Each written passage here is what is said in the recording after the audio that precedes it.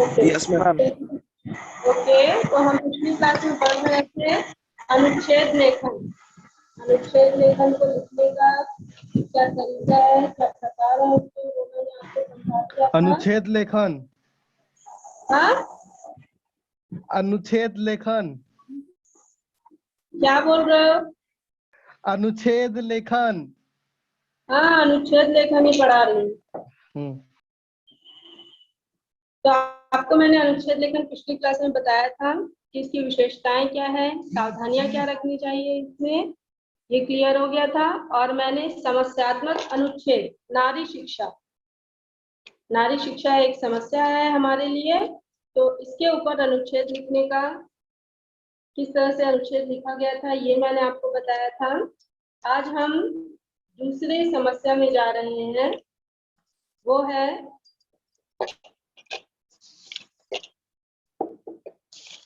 छात्र संबंधी अनुच्छेद।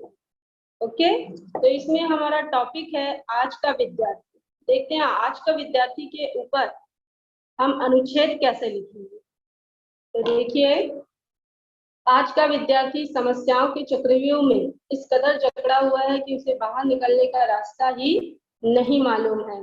राजनीति, अर्थतंत्र, शिक्षा जगत, समाज, अधिकारी वर्ग के बीच फंसे हुए विद्यार्थी के आसपास भीड़ तो है, किंतु वास्तव में वह बिल्कुल अकेला है। समाज का हर वर्ग विद्यार्थियों से बहुत अधिक अपेक्षा करता है। स्कूलों कॉलेजों में दाखिले के लिए मोटी फीस, भारी सिफारिश की आवश्यकता पड़ती है। यदि विद्यार्थी को प्रवेश मिल भी जाता है तो उनके घर से स्कूल इतनी दूरी पर होता है कि अधिकांश समय केवल स्कूल आने जाने में चला जाता है।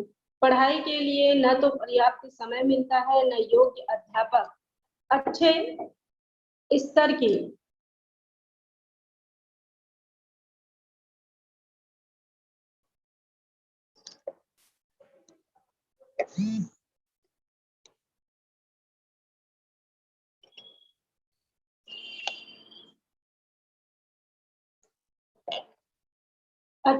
की किताबें तथा पर्याप्त समय, ये सभी चीजें भाग्यशाली विद्यार्थियों को ही मिलती है, क्योंकि आजकल के अध्यापक भी आधुनिकता के प्रभाव से अछूते नहीं हैं।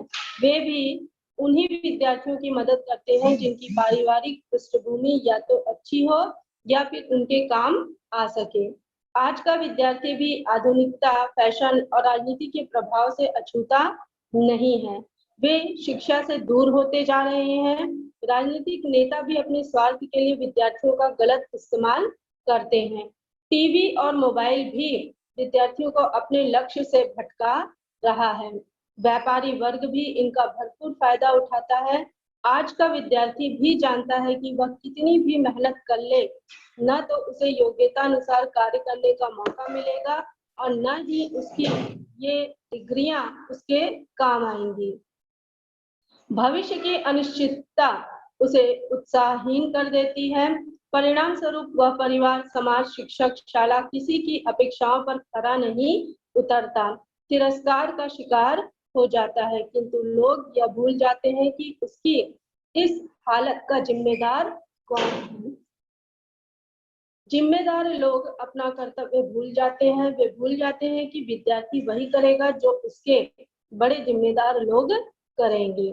किंतु इन विकट परिस्थितियों में भी कुछ विद्यार्थी सतर्क होते हैं।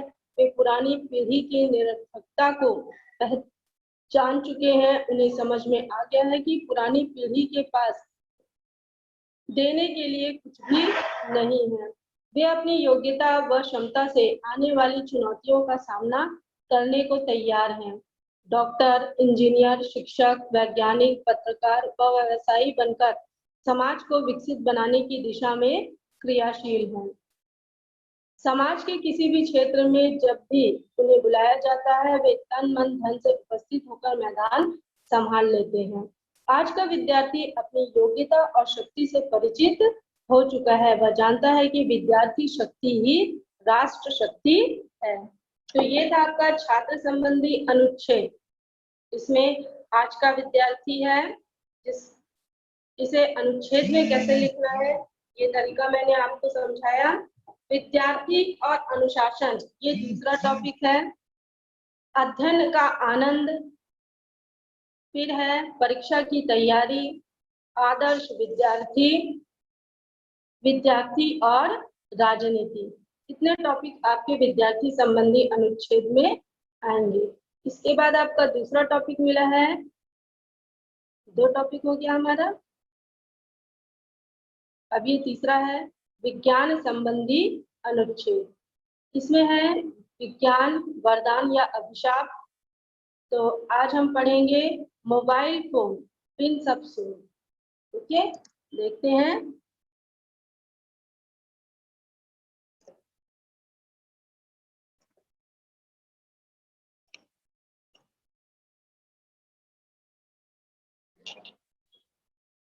देखिए, मोबाइल फोन बिन सब सुन। कभी विलासिता का साधन माना जाने वाला मोबाइल फोन अब हर किसी की जरूरत बना हुआ है। अमीर हो या गरीब, युवा हो या बुजुर्ग, स्त्री हो या पुरुष, मोबाइल हर किसी के हाथ में देखा जा सकता है।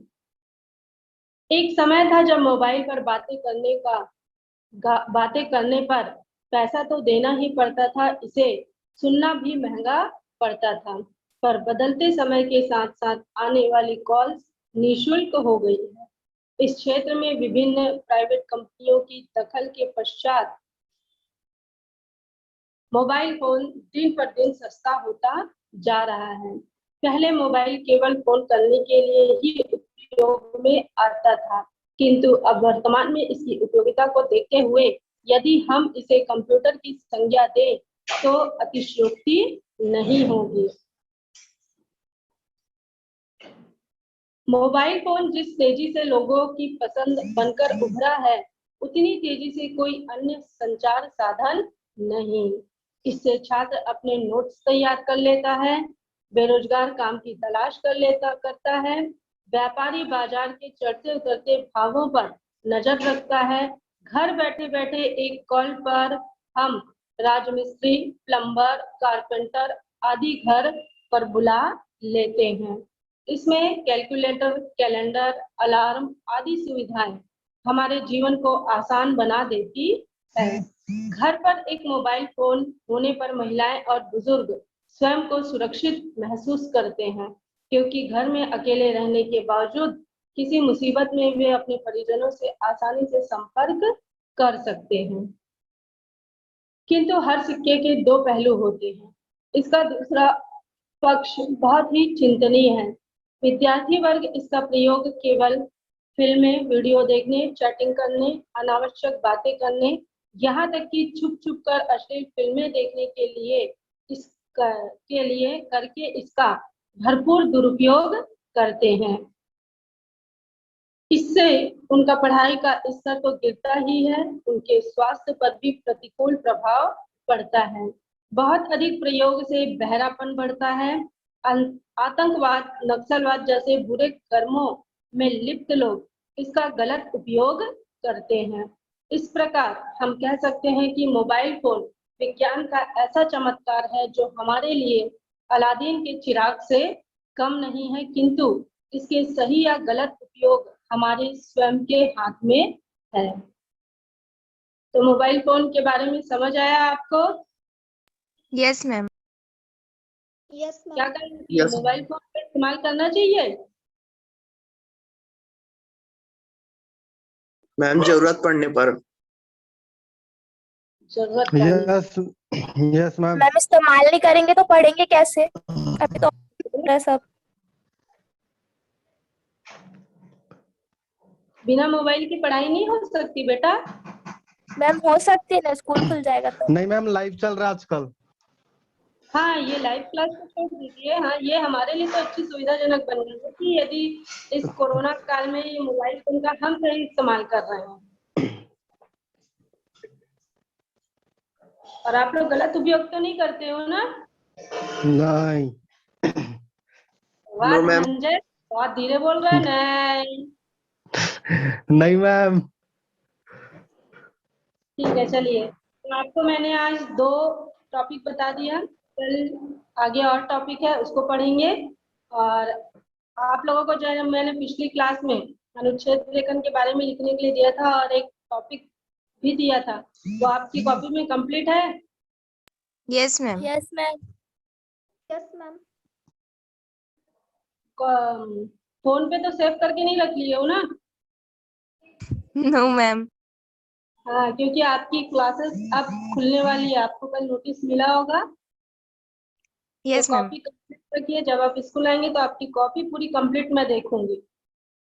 ओके, यस मैम, Yes, अभी बहुत टाइम है, अभी तो हम एक क्लास को महीना। यहीं पर एंड कर रहे हैं। आप सब व्हाट्सएप ग्रुप में आ जाइए। व्हाट्सएप ग्रुप में आपको विज्ञान संबंधी अनुच्छेद पर मोबाइल फोन बिन सबसुन ये टॉपिक, और अभी मैंने विद्यार्थी संबंधी अनुच्छेद बताया था, उसमें आज का विद्यार्थी, ये इसका पिक मैं आपको सेंड करूंगी ग्रुप में, जिसको आपको कॉपी में लिखना है। Okay,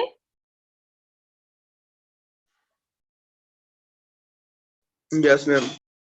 yes ma'am. ओके, चलिए आप सब आ जाइए व्हाट्सएप ग्रुप में। Thank you ma'am.